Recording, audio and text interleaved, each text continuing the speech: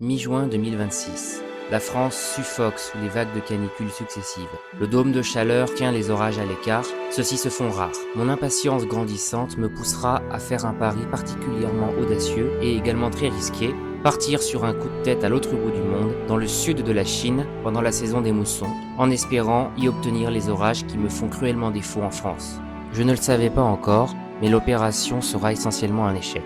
En raison de nombreuses erreurs de ma part et de mon inexpérience sur le terrain, la majorité des orages qui éclatent dans la région à cette période me passeront sous le nez. Tout ça pour qu'au final, des orages daignent finalement éclater en France en mon absence, des orages que j'aurais intégralement loupés. Cependant, malgré ce coup du sort assez ironique, le voyage dans son ensemble s'avérera extrêmement plaisant. Voilà pourquoi, en dépit de ma frustration d'avoir raté la majorité de mes chasses, je décide aujourd'hui de vous partager les détails de ce périple dans cette vidéo.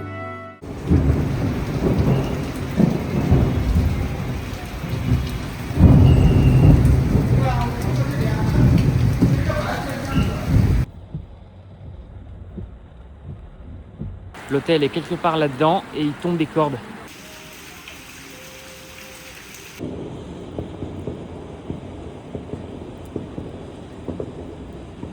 Le lendemain, en cours d'après-midi, de nouveaux orages se forment au sud de la ville. Néanmoins, ceux-ci passeront beaucoup trop au sud, m'obligeant à monter en catastrophe dans un taxi afin de les pourchasser. Et presque par habitude depuis le début de ce séjour, j'arriverai une fois de plus trop tard. Je suis cependant rapidement séduit par les impressionnants reliefs karstiques de la région de Yangshuo, où je décide de m'installer pour de nuit en me disant que j'aurai plus de chance là-bas. Mais une fois de plus, les orages choisiront de m'éviter en éclatant cette fois-ci beaucoup plus au nord, et plus précisément à Gyulin, la ville même que je venais de quitter. Mon Dieu, il fait horriblement chaud et horriblement lourd. C'est comme si j'étais en train de soulever 10 haltères en même temps dans un four à 200 degrés. Ça, c'est les ambiances d'été que j'adore. Pour vous donner une idée d'à quel point c'est compliqué de chasser en Chine, il y a cette espèce de petit orage qui est passé juste au nord de mon hôtel. D'après Météologique, il y a 3 ou 4 pozos qui sont tombés là-dedans. Je n'ai rien vu, je n'ai rien entendu. Donc je sais pas, je pense que Zeus il a installé un contrôle parental sur mon esprit. Le soleil ne m'atteint même pas directement, il y a une couverture nuageuse. Malgré tout, je suis en train de cramer sur place et mon portable surchauffe. Bienvenue sous les tropiques. Averse aussi impressionnante que rapide. Elle vient de me passer dessus, j'ai failli la rater.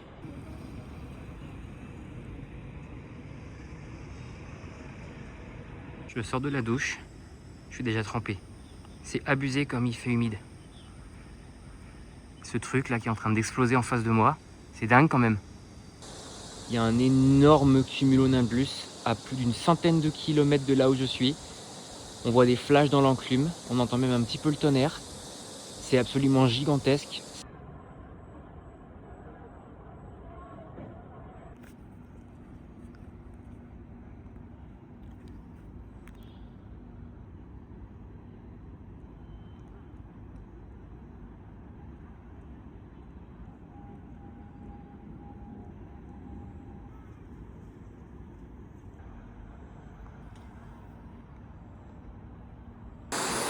Bon, du coup, j'ai raté les orages de ces derniers jours en Chine, mais ils ont pensé à moi. Ils m'ont laissé un petit message, regardez. C'est trop mignon.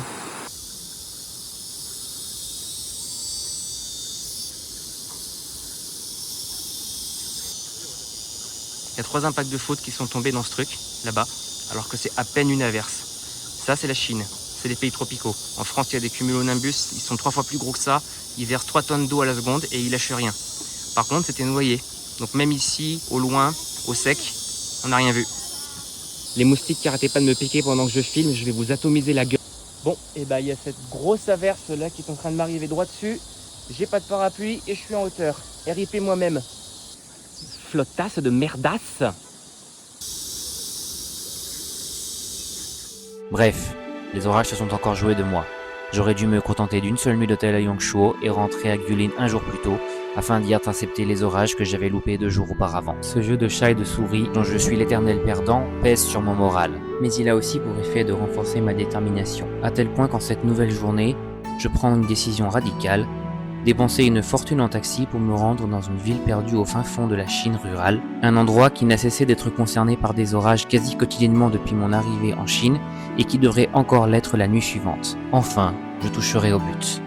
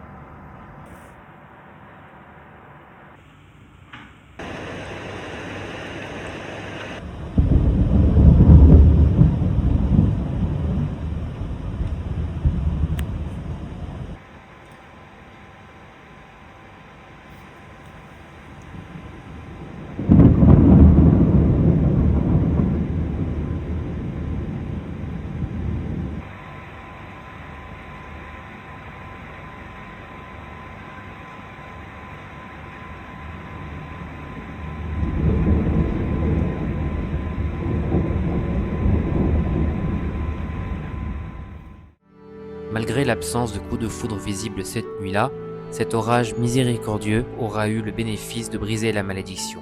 En dépit de mes meilleures tentatives ultérieures, ce sera le seul orage dont je parviendrai à rapporter des images de Chine.